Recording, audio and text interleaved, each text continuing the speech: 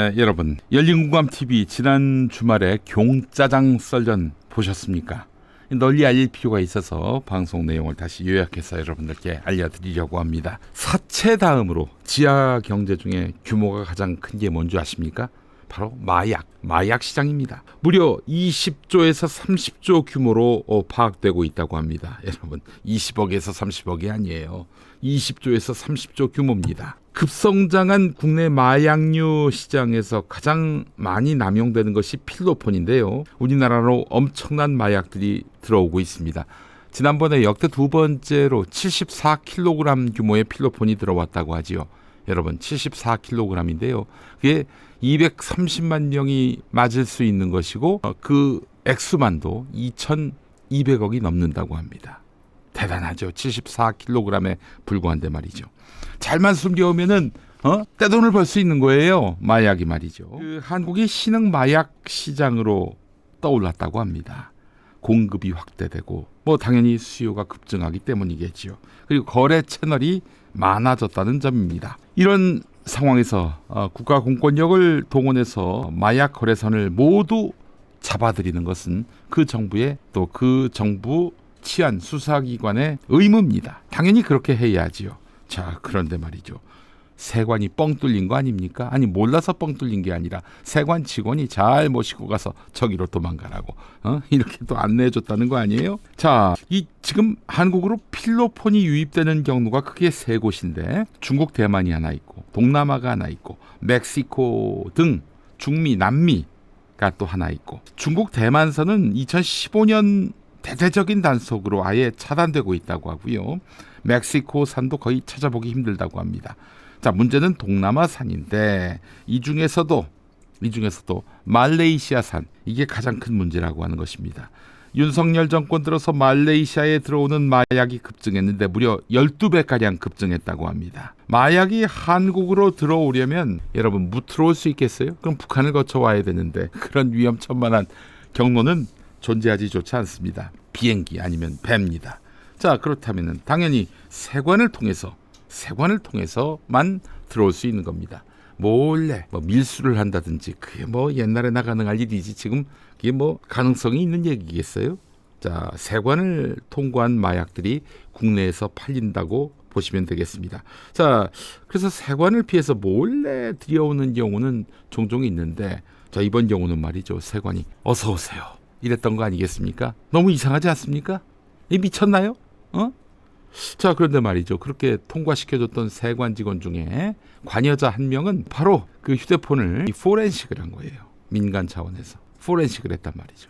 그러면 어떻게 증거인멸로 볼 수밖에 없는 거 아니에요? 그런데 그 사람 그렇게 직무에서 배제됐다가 한 달 만에 돌아왔습니다. 이것도 너무 이상하지 않아요?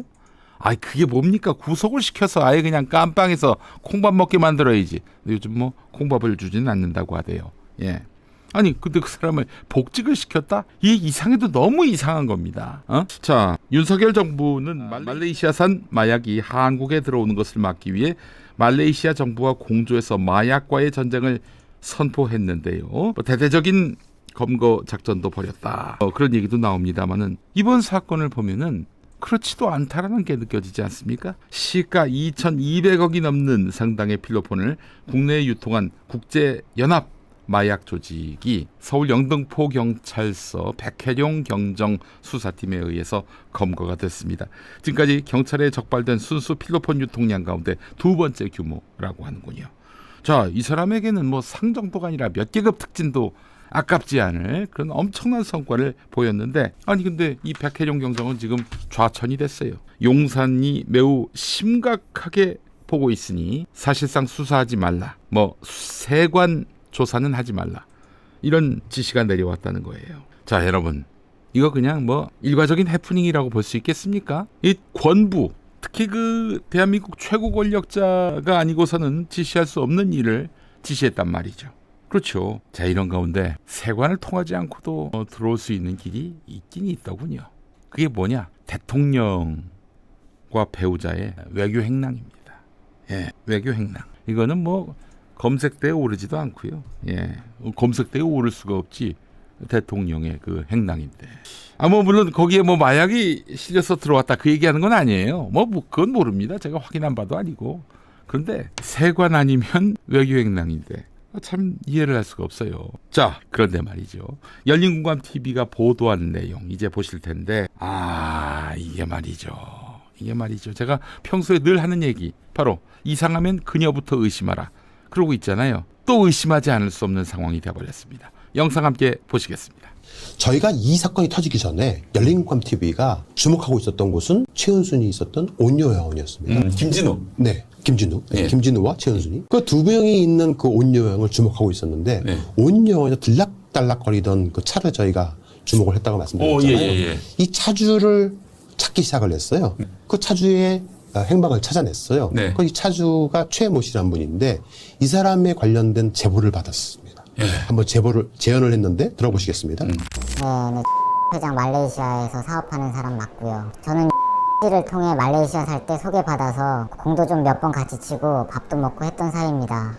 재작년쯤일 거예요. 함께 공치는 멤버들이랑 막 라운딩 끝나고 나오는데 누가 찾아왔다면서 같이 점심 먹자고 해서 함께 동석한 적이 있었는데 그 사람이 자기 이름을 마이클이라고 소개했던 기억이 납니다. 솔직히 말레이시아에서 교포사회에서 무슨 일로 그렇게 돈을 많이 벌고 있는지 아는 사람이 없어요.